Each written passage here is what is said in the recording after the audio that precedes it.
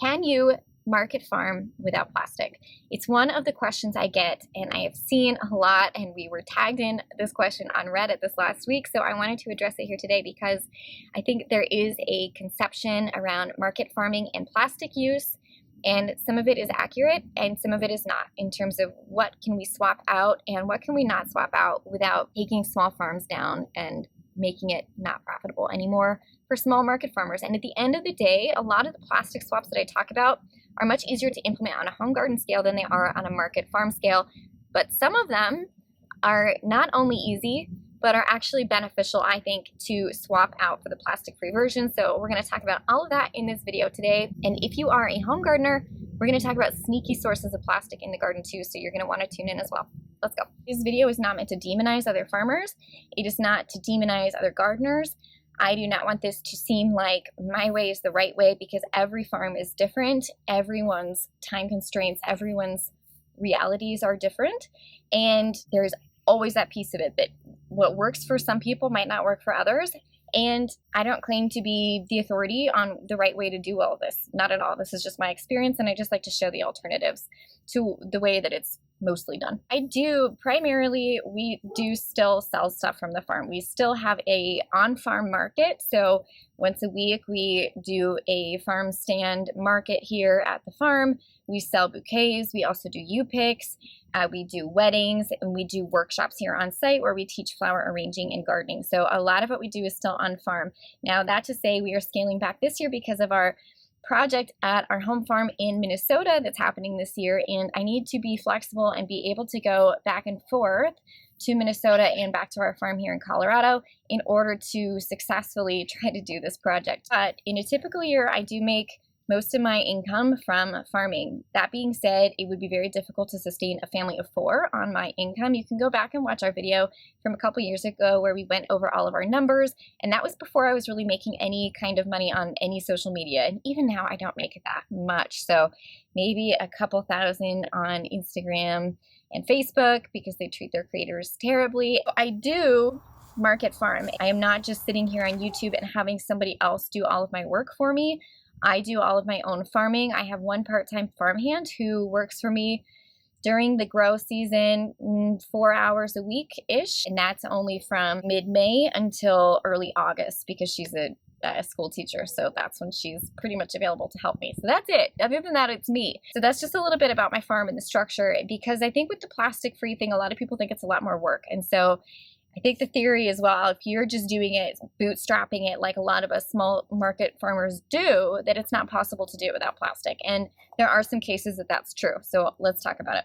The first thing I'm going to talk about is the easy swaps to make. So this is applicable even if you're a home gardener, because a lot of these plastic sources are really sneaky and you wouldn't think of them unless I kind of maybe brought them up. So the first ones that are easy swaps to make are seed starting. So seed starting is the easy one to swap out. A lot of that is done with plastic trays, especially in market farming, because that's faster. So I talk a lot about the soil blocking here on the channel. A lot of people think that that's more time consuming. I will do a video here coming up this week where I show just how long it takes me to soil block, say, I don't know, 700 seedlings, just so we can get a good comparison. But it is a little bit more time consuming to soil block because we're having to mix the soil, we're having to wet the soil, we're having to stamp them out. Now, there are tools for market farmers like the Swift Blocker, which we've shown before, that make this a lot faster. That being said, I still use the handheld soil blockers because they fit perfectly into my trays, and honestly, I've done it for so long that it's fast. So the longer you soil block, the faster you get at it. So I will say that maybe it takes me 3 minutes now to do a whole tray of 320 soil blocks. It's actually pretty quick. That is an easy swap. Soil blocking instead of plastic trays for seed starting. There's also the wood trays. That is a great swap. The wood trays made from scrap, that also happens to be cheaper. And so if you are really bootstrapping your small farm, making those wood trays is a great way to do this, and it's less time consuming than seed trays because they stay moist longer, so you're not having to water as frequently.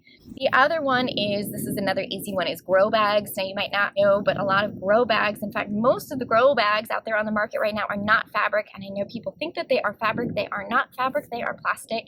They're usually recycled PET. They're usually made from recycled water bottles, and there are a lot of downsides of this, and number one being that fabric sheds microplastics at a much higher rate than, say, a solid plastic does. So where a solid plastic like a phone case or, you know, a bucket might slough off microplastics. Fabric just tends to shed fibers much more rapidly. They shed microplastics into soil. That makes its way into your plant roots. It impacts the microbial process that happens in the soil. It impacts the growth of your plants. You really don't want microplastics in your soils, is kind of the theme here. So grow bags are especially bad for that. Now there is an easy swap. Okay, this is an easy one to swap out. Swap it out for things like hemp.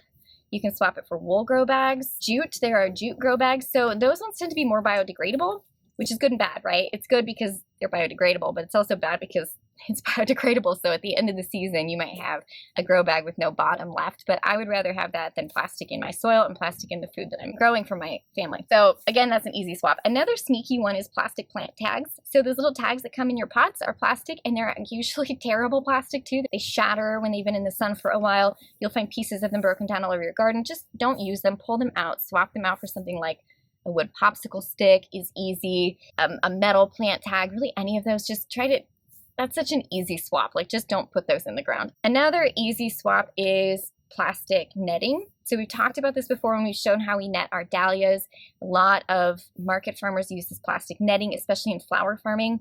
It's an environmental nightmare. The flowers get tangled up in it. It's just, we've switched to jute netting, which does break down within a season. But I find that it still makes sense because it saves me time. So where I used to try to save the plastic netting and pull all the old stems out, and that would break down over years. So it would really only last maybe a couple years at a time that we could reuse this plastic netting. And then trying to save it and clean it up and store it, it was time consuming. So instead, with the jute netting, I can just cut down all of my remaining stems, roll up the whole thing, toss all of it in a compost pile. So it makes sense for me financially because it actually saves me time. And time and labor expense is my biggest expense here at the farm. So anytime I can save work, that helps. And the last one that's easy for home gardeners and less so for market farmers, because market farmers just don't tend to grow a lot in pots. We usually grow in the ground, is pots, plastic pots. So just like plastic grow bags, plastic pots, you can buy the nice ones, but even then they will break down over time.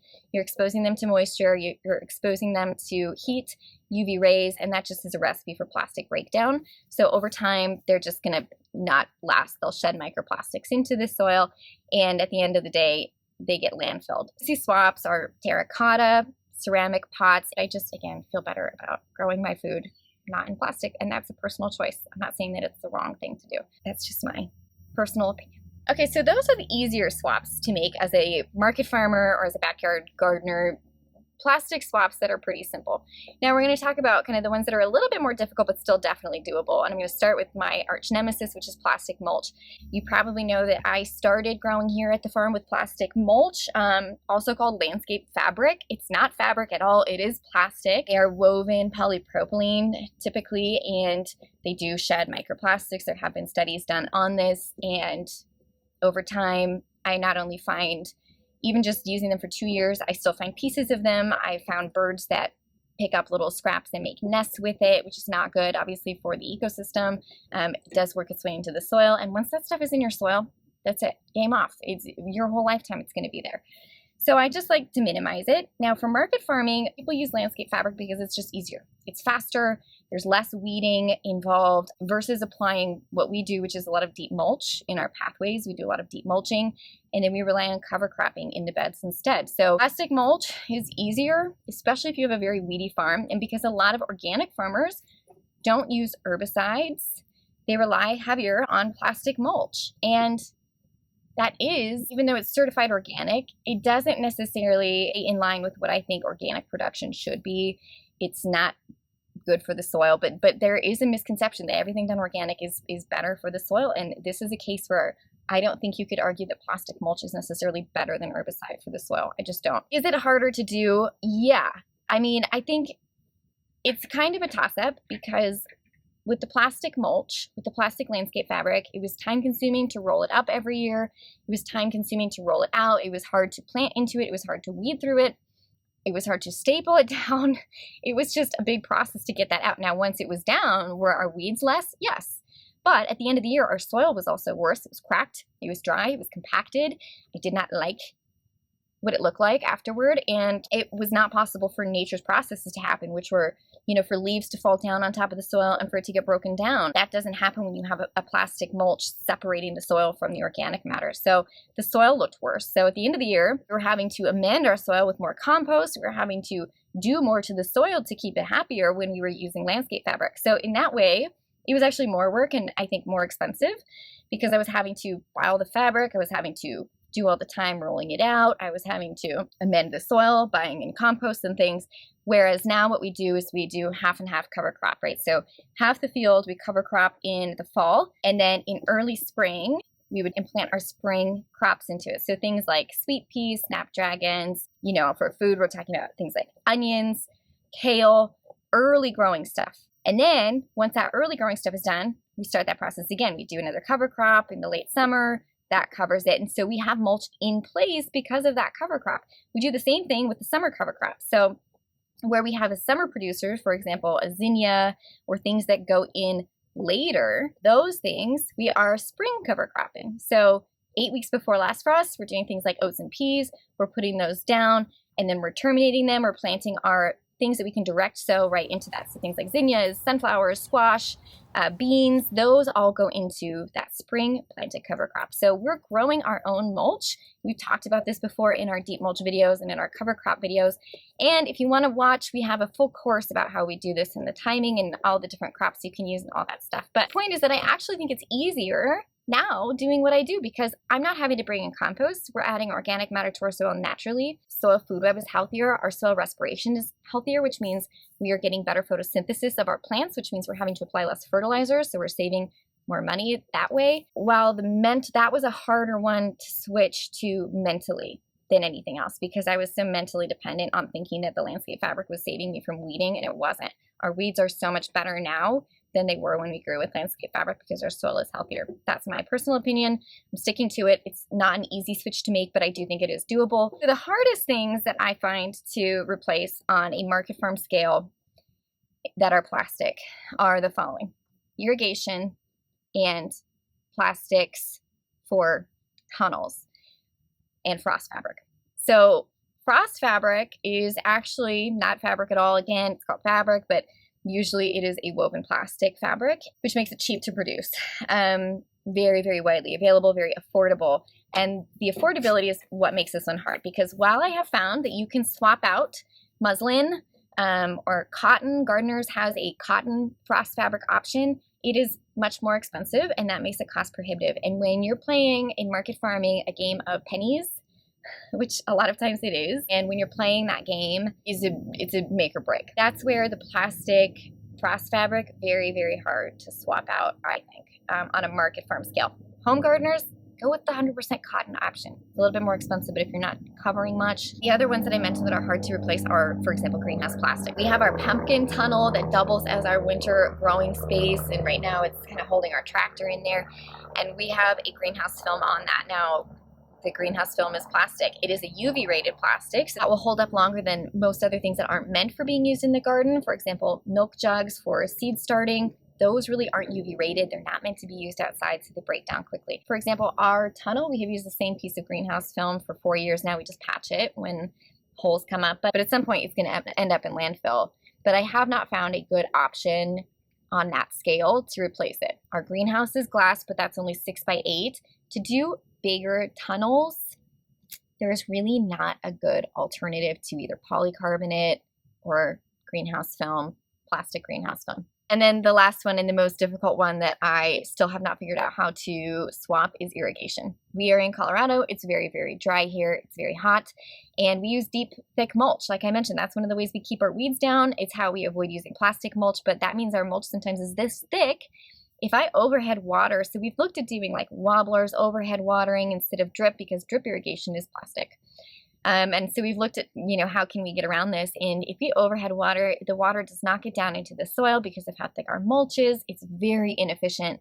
And in my zone, we are getting targeted as market farms and our water is getting restricted. So I really don't have a choice. I have to drip irrigate. That is the most efficient and climate smart way for me to water. However, that means I'm using plastic. So We do buy the thickest mill plastic, which means we're having to replace it less often. It doesn't puncture as easily, it doesn't break as easily, it lasts for longer, and then I just patch it for as long as I can. But I have not found a viable way to replace that irrigation. Wish that there was someone out there who was making, for example, a waxed canvas type drip irrigation tape. That would be phenomenal. I don't have the time or the resources to do that myself. But, some of the ways that people used to water would be things like trench irrigation, where you just dig a trench and you just basically flood the area. Again, very, very inefficient and difficult to implement if you don't have the right slopes. The other way that I've seen that I kind of had wanted to dabble with is bamboo irrigation, where you basically do, picture viaducts, but with bamboo, and you kind of do this whole system.